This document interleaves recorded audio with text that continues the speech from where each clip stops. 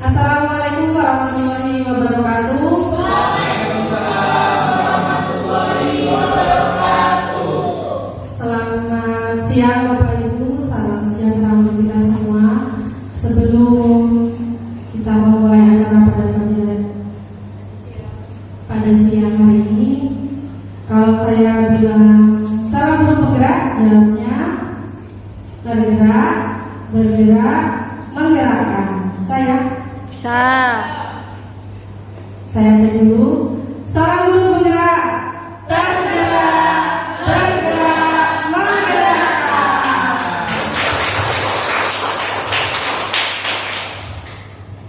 Saya mengucapkan terima kasih, alhamdulillahirabbil alamin, puji syukur kepada Allah Subhanahu wa taala karena memberikan kita kesehatan, kesempatan sehingga dapat hadir dalam acara desiminasi modul 1-4 yang akan dibawakan oleh pemateri kita, Bu Ida Aziza. Kita mari dengarkan dengan seksama pemaparan yang akan disampaikan oleh Bu Ida terkait budaya positif yang diharapkan nantinya kita semua Bapak Ibu dapat menerapkan budaya positif di sekolah kita. Tidak berlama-lama lagi, mari kita dengarkan bersama Bu Ida Aziza. Kepada beliau saya persilakan. Baik, terima kasih untuk moderator Ibu Rini. Saya berdiri ya Bapak Ibu biar enak. Bismillahirrahmanirrahim. Assalamualaikum warahmatullahi wabarakatuh. Waalaikumsalam warahmatullahi wabarakatuh. Masih semangat semuanya? Masih. Semangat 45 ya tentunya, apalagi sekarang bulan Agustus yaitu bulan kemerdekaan, kita harus lebih semangat. Oke Bapak Ibu, terima kasih sudah berkenan hadir dalam acara saya diseminasi menyebarkan pemahaman dan penerapan pengalaman budaya positif. Nah, di sini saya tidak bermaksud untuk menggurui. Kita di sini belajar bareng ya, apalagi di sini banyak guru penggerak yang sudah lulus. Ya, ada Bu Ais, Bu Rini, dan lain sebagainya. Monggo moderati. Monggo. Nah, yang akan saya bahas yaitu terkait konsep inti budaya positif. Nanti ada perubahan paradigma belajar, disiplin positif, nilai-nilai kebajikan, kebutuhan dasar manusia, motivasi perilaku manusia, posisi kontrol guru, keyakinan kelas, lalu segitiga restitusi. Saya yakin di sini Bapak Ibu sudah pernah mendengar ya dengan ini. Jadi jenengan boten asing dengan kata-kata yang ada di dalam slide ini. Insya Allah sudah jenengan laksanakan dengan baik di kelas, meskipun tidak semuanya, tapi saya yakin jenengan semua sudah melakukan beberapa di situ. Lanjut. Oke, pembelajaran paradigma baru itu pembelajaran yang berorientasi pada penguatan kompetensi dan pengembangan karakter yang sesuai dengan dimensi profil pelajar Pancasila. Di sini kita sebagai guru sering sekali memberitahukan kepada murid bahwa terkait profil pelajar Pancasila, di situ ada banyak sekali dimensi-dimensinya. Nah, lalu untuk tujuan dari pembelajaran paradigma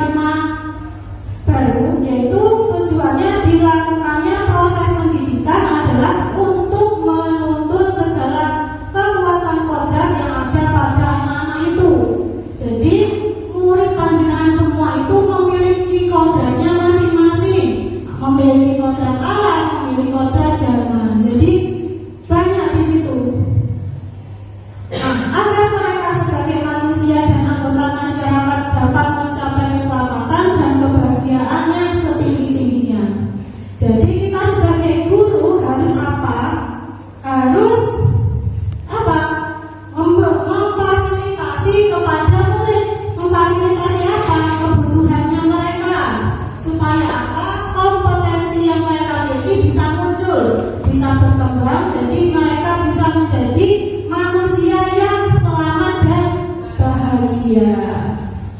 Begitu. Lanjut. Nah, di sini Bapak Ibu ada mengubah paradigma stimulus respon ke pendekatan teori kontrol. Biasanya kita itu memiliki stimulus respon tentang dunia. Kita selalu bilang bahwa kebutuhan itu kita sama. Padahal kenyataannya apa? Kebutuhan kita itu berbeda-beda, ya enggak?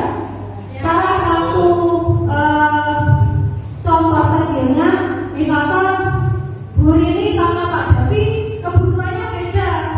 Pak Davi tidak butuh kerudung, Bu Rini butuh, ya kan? Lalu semua orang melihat yang sama. Padahal apa? Setiap orang memiliki gambaran yang berbeda. Seperti kita tahu di sini ada papan tulis. Bisa saja menurut Bu Rini ini papan tulis warnanya putih, pasti mendeskripsikannya berbeda dengan Pak Davi. Mungkin Pak Davi bilang, oh ini papan tulis bentuknya persegi panjang dan lain sebagainya. Warnanya putih, banyak ada itunya warna hitam-hitamnya dan lain sebagainya. Selanjutnya kita mencoba mengubah orang agar berpandangan sama dengan kita. Apakah benar seperti itu? Tidak ya. Nah, kita itu harus selalu berusaha memahami pandangan orang lain tentang dunia. Jadi gak boleh pandangan orang itu harus kita samakan dengan pendapat kita. Kalau kita bilangnya harus sama, berarti kita tidak membuka pikiran kita, padahal banyak hal yang berbeda-beda. Selanjutnya yaitu perilaku buruk dilihat sebagai suatu kesalahan. Jangan ya Bapak Ibu. Nah, semua perilaku itu memiliki tujuan. Dari kesalahannya ada, kita akan apa? Meluruskan mana yang baik, mana yang tidak. Untuk apa? Untuk menjadi hal yang lebih bagus lagi. Misalkan ada siswa terlambat, jangan langsung kita judge, kamu salah, besok jangan diulangi. Sudah, tidak boleh seperti itu. Kita harus tahu alasannya kenapa. Ya pasti di situ siswa atau murid ada alasan tertentu. Selanjutnya yaitu orang lain bisa mengontrol saya. Apakah seperti itu? Yang bisa mengontrol diri kita itu siapa? Yaitu diri kita sendiri. Tidak mungkin Bu Alifaya bisa mengontrol Pak Taufan dan sebaliknya, ya. Nah, di sini hanya Anda yang bisa mengontrol diri Anda. Seperti emosi, yang bisa mengontrol yaitu dirinya kita sendiri, bukan orang lain. Begitu. Pemaksaan ada pada saat rujukan gagal. Nah, kenyataannya yaitu kita harus kolaborasi dan konsensus menciptakan pilihan-pilihan baru. Yang terakhir yaitu model berpikir menang atau kalah. Padahal di situ model berpikir itu menang-menang. Jadi tidak ada yang menang, tidak ada yang salah, kalah, atau ada yang benar, ada yang betul. Pasti semua pandangan itu apa? Punya alasannya masing-masing, yaitu benar. Lanjut.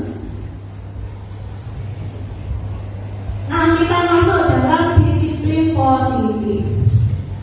Disiplin, pasti jenengan semua tahu ya kata disiplin itu apa. Sering sekali kita menyuruh murid untuk disiplin. Nah, disiplin itu apa sih? Yaitu disiplin diri juga mempelajari bagaimana cara kita mengontrol diri dan bagaimana menguasai diri untuk memilih tindakan yang mengacu pada nilai-nilai yang kita hargai. Nilai-nilai yang kita hargai itu contohnya seperti apa? Kira-kira contoh kecilnya misal kita membuang sampah pada tempatnya. Itu salah satu contoh yang kita hargai sampai saat ini. Oke, seperti Pak Tova membuang kacangnya, ya kacang, kulit kacang dikumpulkan dulu, nanti dibuang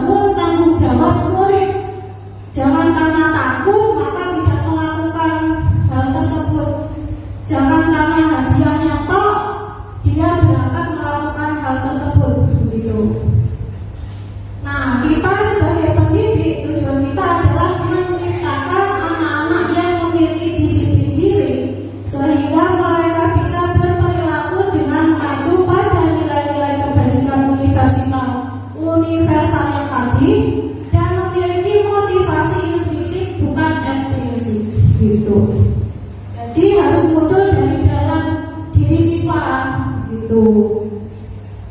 Lanjut. Nah, berikut nilai-nilai kebajikan.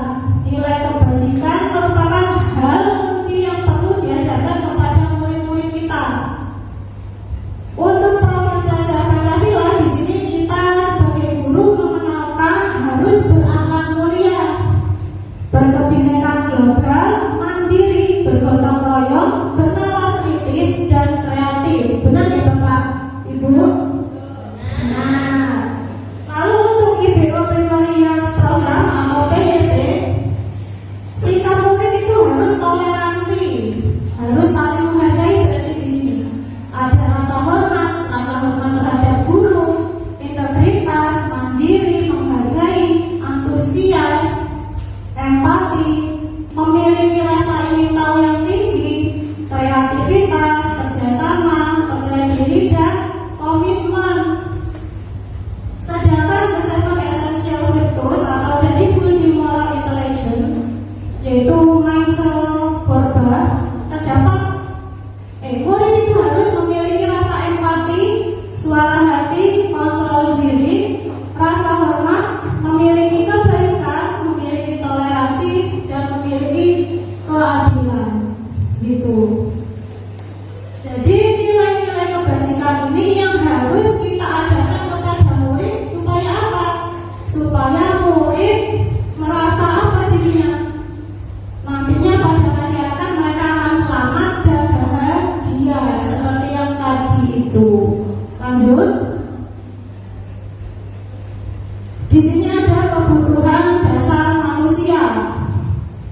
Semua yang kita lakukan adalah usaha terbaik kita untuk mendapatkan apa yang kita inginkan. Betul apa tidak Bapak? Ibu? Kita makan tujuannya untuk apa? Untuk hidup, benar. Kalau lapar berarti harus makan, ya? Nah, ketika kita mendapatkan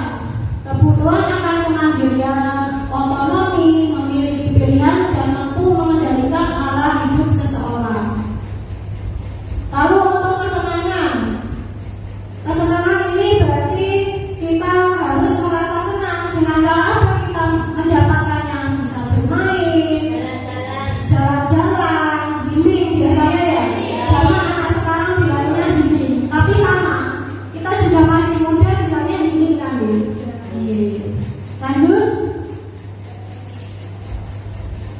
Selanjutnya terkait motivasi perilaku manusia. Ini sudah saya singgung sedikit tadi, yaitu ada motivasi eksternal dan internal. Untuk motivasi eksternal itu tumbuh dari mana, Bapak Ibu?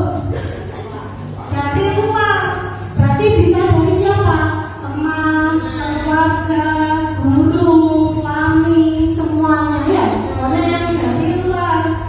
Nah, motivasi eksternal ini akan menghindari adanya hukuman yang mengakibatkan ketidaknyamanan pada individu. Jadi suatu individu, seorang individu itu melakukan sesuatu karena apa? Agar dia tidak mendapatkan hukuman, makanya dia melaksanakannya. Berarti bukan dari diri sendiri kan, Dek? Lalu karena mendapatkan suatu imbalan, penghargaan ataupun pengakuan dari orang lain. Kalau motivasi internal berarti ada dalam mana? Dalam diri kita sendiri, seperti menjadi orang yang mereka inginkan untuk menghargai dirinya dengan nilai yang mereka percayai. Nilai yang mereka percaya itu seperti apa? Ya seperti kita bertanggung jawab dalam melakukan disiplin juga bisa. Ya, pokoknya hal-hal yang positif yang akan muncul pada dirinya, bertanggung jawab begitu. Lanjut. Nah, Bapak Ibu, kita di sini sebagai pendidik. Nah, di sini ada posisi kita, posisi kontrol seorang guru. Posisi kontrol seorang guru untuk siapa di sini? Murid. Nah, untuk murid. Jadi kita menjadi seorang guru harus menerapkan posisi kontrol ini supaya menjadi guru yang baik untuk murid.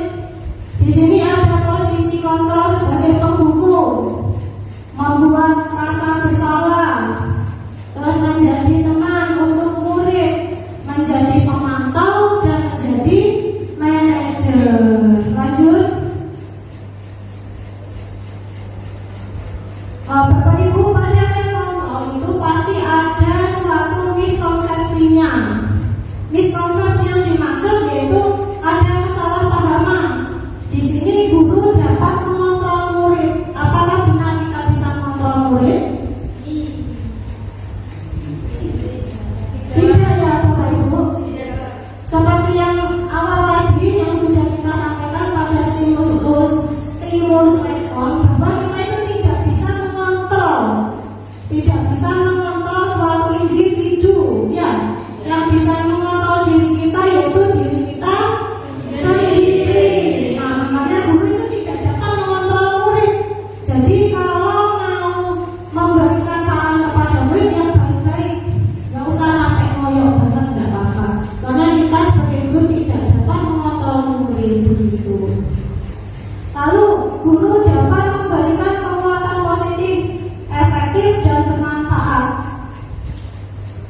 Lalu apakah guru merasa sebuah kritik dan membuat rasa bersalah dapat menguatkan karakter? Tidak ya. Ilusi bahwa orang dewasa berhak memaksa. Kita sebagai orang dewasa di sekolah untuk murid tidak boleh memaksa murid kita ya. Seperti halnya kita memaksa, ayo kamu harus pintar matematika, fisika. Tidak boleh seperti itu. Kita harus memberikan apa? Kebebasan kepada murid-murid kita. Sesuai apa? Kemampuan yang mereka miliki. Lanjut. Nah, di sini contoh penerapan 5 kontrol guru Bapak Ibu. Untuk posisi kontrol penghukum itu seperti ini. Ada yang mau membacakan?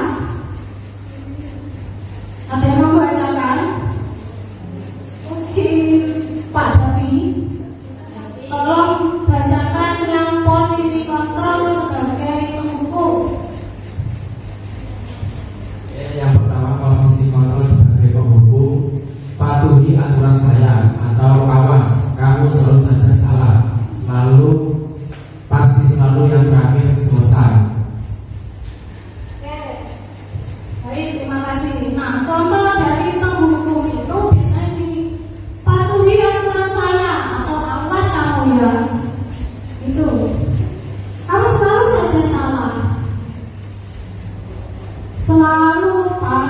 siswa yang terakhir selesai bernada negatif, tapi itu salah satu posisi kontrol guru dalam menghukum murid atau siswa.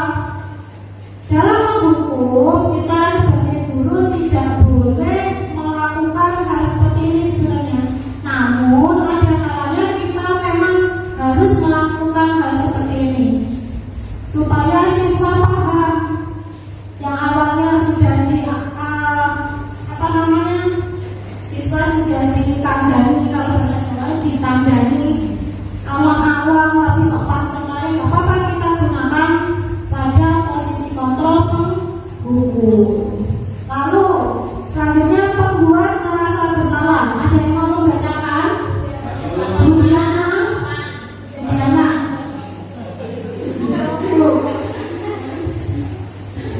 Ibu sangat kecewa sekali sama kamu, nak. Berapa kali ibu harus memberitahu kamu ya? Gimana coba? Kalau orang tua kamu tahu kamu berbuat seperti ini, nak. Pasti sangat sedih ya. Iya. Beri tepuk tangan buat nah itu contoh dari posisi kontrol membuat rasa bersalah kepada murid. Jadi dengan seperti itu murid itu akan ada rasa saya itu salah. Jadi dari situ siswa itu akan apa? Ingin berbuat baik, tidak akan mengulangi lagi. Itu ya. Nah, lalu ada posisi kontrol sebagai teman. Ada yang mau membacakan? Ayo mulai. Posisi kontrol sebagai teman itu, ayo bantulah demi Bapak ya. Yang selanjutnya tunjukkan tidak bantuan Bapak selama ini. Oke ingat, saya ingatkan nanti ya. Dan yang selanjutnya ya sudah, kali ini tidak apa-apa. Nanti Bapak bantu membereskannya. Nah, cocok sekali ya. Kalau guru menjadi teman untuk siswa itu memang boleh, tapi jangan sampai berlebihan. Ya. Nah, dari situ kalau kita bisa berteman dengan murid tapi dengan catatan tidak berlebihan, maka murid akan mau terbuka dengan diri kita sebagai guru. Lanjut. Nah, di sini ada pemantau. Ada yang mau membacakan?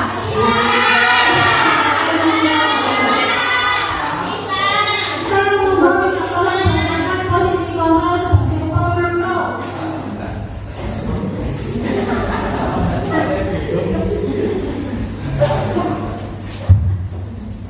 Peraturannya apa? Apa yang telah kamu lakukan? Sanksi atau konsekuensinya apa? Oke, namanya pemantau. Oh, tepuk tangan dulu buat Ayus. Terima kasih. Nah, sebagai pemantau di sini kita itu akan mengingatkan pada murid sanksi apa atau konsekuensi apa yang mereka dapatkan ketika melakukan suatu kesalahan, sesuatu yang kurang tepat. Seperti itu ya Bapak. Nah, yang terakhir yaitu posisi kontrol sebagai manajer. Nah, ini Bu Bunda sangat pas sekali biasanya untuk posisi ini, Bu Bunda. Ayo bisa, boleh Bu. Oke, 5 posisi kontrol yaitu manajer. Apa yang kita yakini, kembali lagi pada keyakinan kelas. Apakah kamu meyakininya, nak? Jika kamu meyakininya, apakah kamu bersedia memperbaikinya? Jika kamu memperbaiki ini, hal ini menunjukkan apa tentang diri kamu. Nah, apa rencana kamu untuk memperbaiki hal ini? Seperti itu, Bu Mita. Terima kasih. Nah, jadi untuk posisi manajer ini apa yang sudah Bapak Ibu dapatkan dari apa yang sudah dibacakan Bu Vinda? Posisi manajer ini membantu murid dalam hal apa?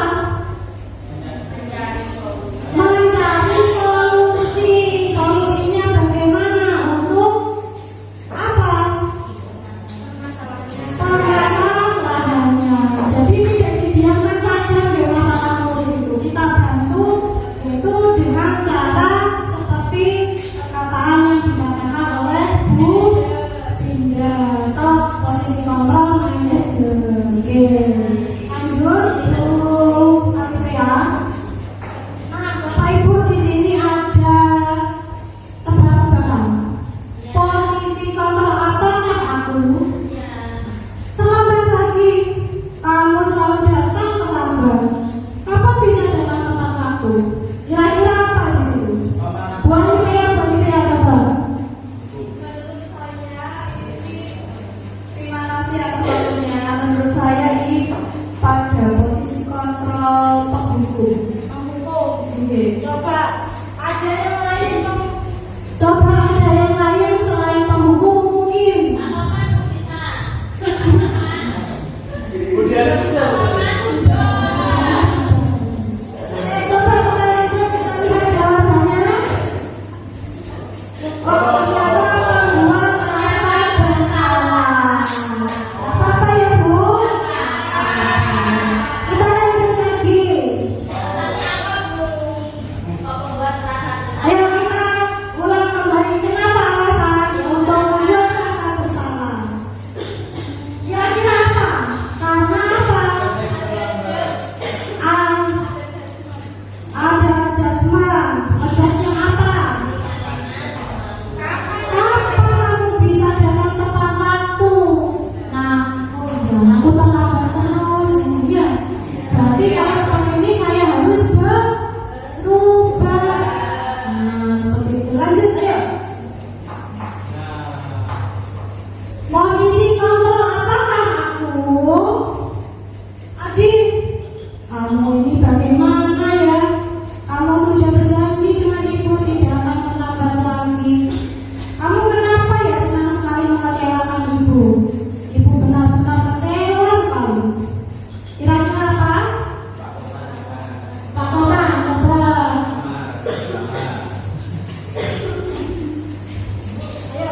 Menurut saya semuanya sama dengan yang tadi, rasa bersalah karena ya sedih melihat gurunya kecewa seperti itu.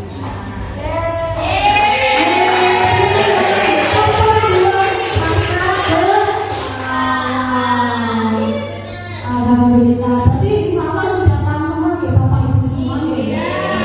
Ada satu lagi di sini, ada yang mau membaca? Oh, Dibantu Bu Diana bacakan. Bu Putri kayaknya dari tadi diam ya. Ibu, biar kita semua tahu suaranya Bu Putri. Adik, ayolah, bagaimana sih kamu? Kemarin kamu sudah janji ke ibu. Janji ke ibu bukan? Kenapa terlambat lagi? Ya sudah, tidak apa-apa. Duduk dulu sana, nanti bu guru bantu kamu ini. Nah, kira-kira sebagai apa ya posisi kontrol aku ini? Coba apa kira-kira Bapak Ibu? Kira-kira apa? Sebagai teman, kita coba hasilnya apa? Sebagai teman. Kenapa di sini sebagai teman? Nah, tadi ada ajakan dari gurunya ya. Dan tadi ada tertawa ringannya. Kalau sebagai teman kan nggak mungkin ya kita cemberut, pasti kan tertawa. Lanjut. Yang terakhir ini insya Allah. Posisi kontrol apakah aku? Agak panjang ya. Monggo Bu Rika.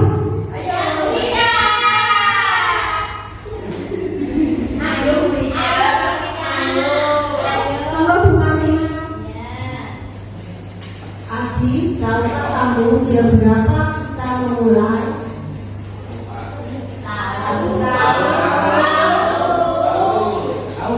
Kamu terlambat 15 menit. Apakah kamu sudah mengerti konsekuensi yang harus dilakukan bila terlambat?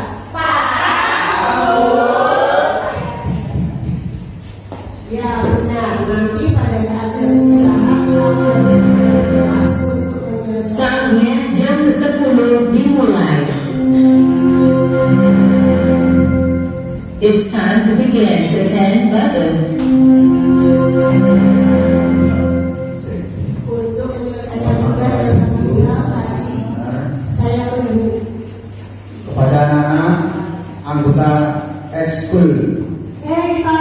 lewat informasi teleponan atau PA. Mohon sudah dibacakan oleh Bu Martina. Kira-kira posisi kontrol apakah aku? Kata Bu Andrea pemantau. Pak Yus manajer. Ada lagi pemantau. Pak Ulis, Pak Dika pemantau. Coba kita lihat jawabannya, yaitu yaitu pemantau. Kira-kira kenapa posisi kontrol tersebut sebagai pemantau? Kembali ke slide yang ini. Nah, di sini ada kata-kata konsekuensi. Kamu terlambat 15 menit. Apakah kamu sudah mengerti konsekuensi yang harus dilakukan bila terlambat? Jadi bedanya pemantau sama manajer itu apa kira-kira? Biasanya kebalik-balik ya. Kalau pemantau kita itu mengingatkan sanksi atau konsekuensi apa yang didapatkan apabila melanggar apa? Kesepakatan kelas yang sudah dibuat bersama. Nah, seperti itu. Kalau posisi kontrol sebagai manajer itu kita bagaimana? Kita mencarikan solusi kepada murid kita. Bagaimana baiknya permasalahan seperti itu, kita solusinya bagaimana? Harus menengahi, tidak boleh menghukum. Kalau menghukum berarti bukan posisi manajer. Ayo lanjut.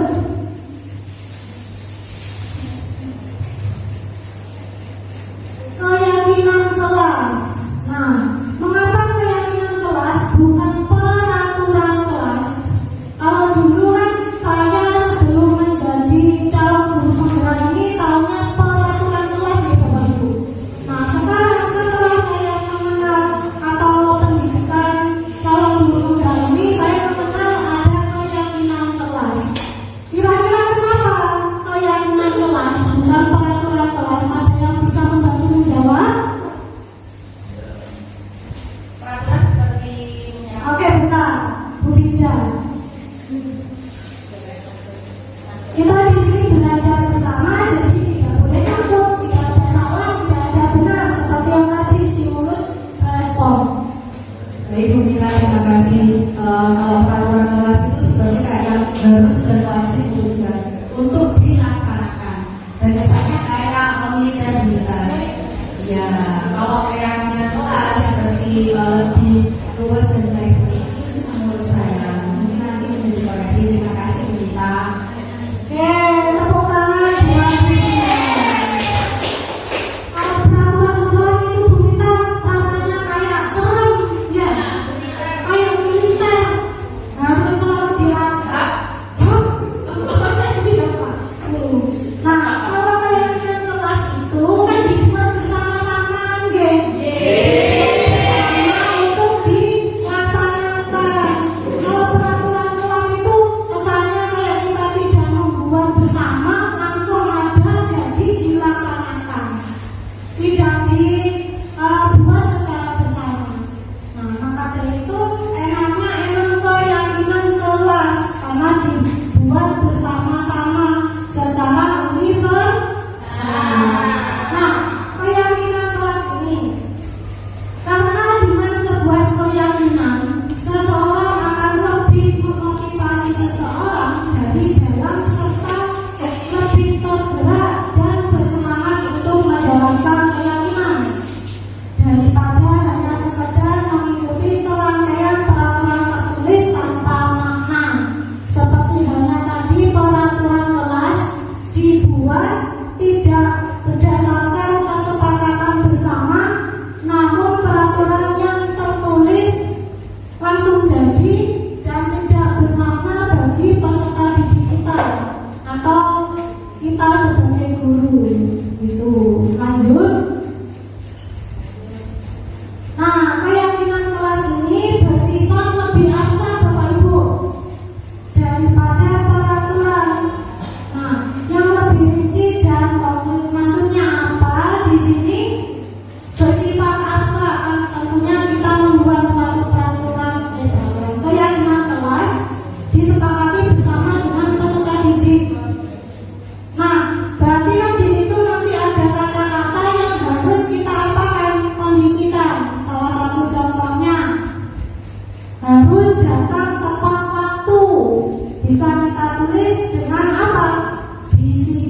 waktu seperti itu. Disiplin waktu kan banyak ya.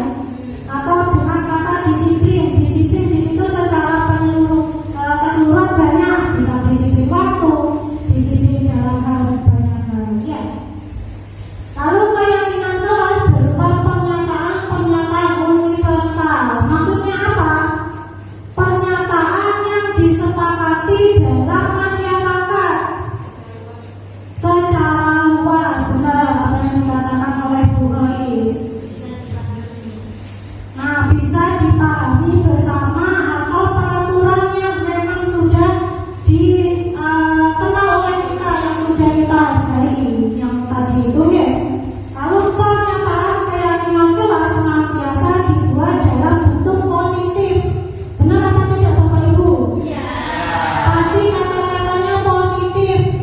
Tidak boleh bernada negatif atau ada kata-kata negatif. Lalu keyakinan kelas sebenarnya tidak terlalu banyak, sehingga mudah diingat dan dipahami oleh semua warga kelas. Atau bisa jadi tadi ya kata-katanya dimanfaatkan, seperti tidak boleh datang terlambat. Di situ kita ganti menjadi disiplin waktu atau disiplin gitu saja, tidak apa-apa. Selanjutnya yaitu keyakinan kelas sebaiknya sesuatu yang dapat diterapkan di lingkungan tersebut. Kita di lingkungan apa ini Bapak Ibu? Di lingkungan sekolah. Nah, kira-kira yang pas di lingkungan sekolah untuk kesepakatan kelas itu apa? Kira-kira apa? Memakai atribut yang lengkap atau sesuai, seperti itu ya. Selanjutnya yaitu semua warga kelas hendaknya ikut berkontribusi dalam pembuatan keyakinan kelas lewat kegiatan curah pendapat. Apakah Bapak Ibu sudah pernah membuat keyakinan kelas bersama murid? Nah, saya yakin di sini sudah pernah semuanya. Apakah semua murid ikut berpartisipasi atau hanya Bapak Ibu saja? Semua murid harus ikut berpartisipasi. Makanya di sini ada curah pendapat dari murid, gitu. Lalu bersedia meninjau kembali keyakinan kelas dari waktu ke waktu. Artinya apa? Kalau misalkan ada kesepakatan kelas yang kurang tepat, maka harus kita tinjau, kita ganti dengan yang lain. Atau bisa kalimatnya kita ubah. Atau kalau misalkan sudah sesuai, maka dihapuskan saja, karena itu sudah menjadi budaya positif pada lingkungan kelas tersebut. Lanjut. Nah, di sini ada restitusi Bapak Ibu. Apa sih restitusi itu? Restitusi adalah proses menciptakan kondisi bagi murid untuk memperbaiki kesalahan mereka. Nah, sehingga mereka bisa kembali pada kelompok mereka dengan karakter yang lebih kuat. Itu pendapat dari dosen. Nah, restitusi membantu murid menjadi lebih memiliki tujuan, disiplin positif, dan memulihkan dirinya setelah berbuat salah. Jadi restitusi itu kira-kira positif apa negatif Bapak Ibu? Berarti kegiatan suatu aktivitas yang positif berarti ke? Kenapa bisa dikatakan positif? Kenapa kok bisa dikatakan positif? Ya, Bu Ais, monggo. Masih kesempatannya, menurut saya kegiatan restitusi itu positif karena menciptakan kondisi murid untuk memperbaiki kesalahannya dari murid sendiri. Jadi murid mungkin bisa guru diminta untuk bisa membantu murid dalam menyelesaikan masalahnya sendiri. Karena sebenarnya murid sebagai seorang manusia gitu ya bisa mencari solusinya sendiri. Nah, guru itu membantu. kegiatan diskusi itu menurut saya kegiatan yang baik dan dapat membuat murid dapat berkembang untuk menyelesaikan masalahnya sendiri bertemu. Terima kasih. Terima kasih boys. Kita plus buat boys. Jadi kegiatan diskusi itu bisa memulihkan murid dari yang awalnya bersalah, dia bisa bangkit lagi untuk apa? Melakukan tindakan yang sesuai, ya enggak? Yang membantu murid tersebut siapa? Yaitu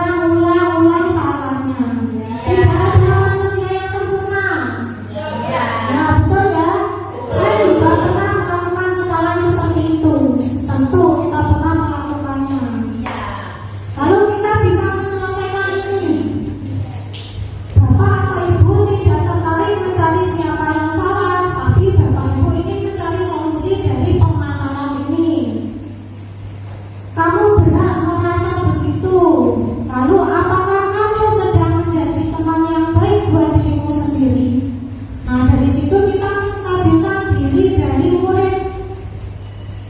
Untuk itu murid pasti akan apa? Oh iya, ternyata tidak saya saja yang pernah terlambat, teman-teman saya juga pernah. Jadi tidak saya saja yang merasa yang bersalah seperti itu, tidak melakukan tindakan kesalahan sendiri. Lanjut. Yang kedua, validasi tindakan yang salah. Menurut teori kontrol, semua tindakan manusia itu baik atau buruk pasti memiliki maksud atau tujuan tertentu. Oke. Misal ada murid kita terlambat, kita ngejat kamu salah, padahal anak tersebut terlambat karena apa? Misal motornya ban motornya bocor, kan sebenarnya ada maksud dan tujuannya. Bocor, tapi kan dia berangkat ke sekolah, niat berangkat tapi bannya bocor. Kalau kita tidak melakukan restitusi tersebut, pasti kita langsung menyalahkan telah tidak sesuai kesepakatan sekolah. Berarti kita masih harus apa? Mencari-cari.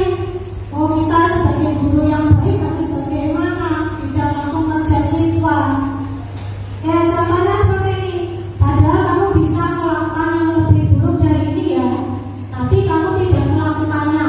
Itu sudah lebih bagus. Bisa saja tadi siswa yang terlambat karena banyak bocor, waduh banyak bocor, gak usah sekolah pisah, maksudnya seperti itu. Lanjut, yaitu kamu pasti punya alasan mengapa melakukan hal itu. Yaitu tadi motor saya bocor, ban saya bocor. Kamu patut bangga pada dirimu sendiri karena kamu telah melindungi sesuatu yang penting buat kamu. Sekolah kan penting ya? Iya. Karena meskipun motor bannya bocor, dia tetap berangkat sekolah karena ada hal yang penting, yaitu mencari ilmu di sekolah. Yang terakhir yaitu kamu boleh mempertahankan sikap itu, tapi kamu harus menambah sikap yang baru. Jadi kalau melakukan sesuatu yang kurang baik, tentu bisa kita ubah ke lebih baik. Maksudnya seperti itu. Lanjut. Menanyakan keyakinan. Nah, teori kontrol menyatakan bahwa kita pada dasarnya termotivasi secara internal. Contohnya, apa yang kita percaya sebagai kelas atau keluarga, kita sebagai keluarga percaya bahwa apa? Bahwa kita semua saling menghargai, menghormati, saling menyayangi. Apa nilai-nilai umum yang kita telah sepakati? Nilai umum yang kita sepakati apa dalam masyarakat? Jujur, disiplin, setia, bertanggung jawab, dan banyak hal. Selanjutnya apa bayangan kita tentang kelas yang ideal? Kelas yang saling menyayangi, nyaman ya. Tentu kalau kelasnya nyaman, bersih, kita apa? Senang. Kelasnya bersih, nyaman, kita sebagai guru senang, nyaman ngajarnya, apalagi kelas tidak gaduh ya. Selanjutnya yaitu kamu mau jadi orang seperti apa? Kita tanyakan kepada murid, mau jadi apa kamu sebenarnya? Nah, kalau orang sukses pasti kebanyakan kalau kita tanya ke murid, ingin jadi apa kamu? Orang sukses. Nah, kalau orang sukses kita harus melakukan apa? Sesuatu yang berharga untuk dirinya sendiri kan ya? Ya, lanjut Ibu. Nah, di sini ada video saya terkait restitusi dengan peserta didik kita di SMA Negeri yang dulu. Monggo di play.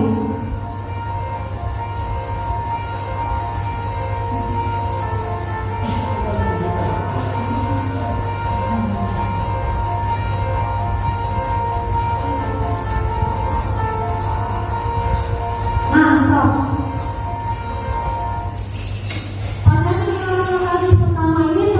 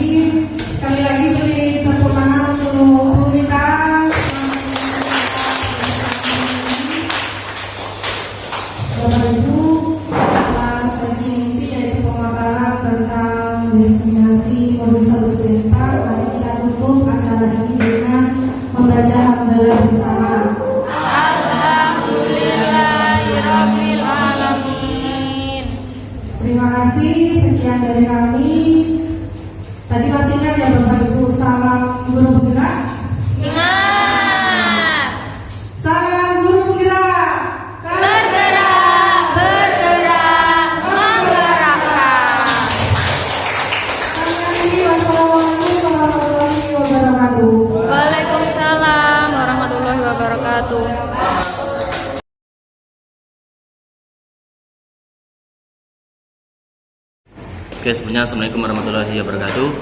Perkenalkan, nama saya Fadizah Rifki. Saya di sini adalah rekan kerja dari Ibu Mita Uktavia Azizah dari SMA Negeri Ambulu.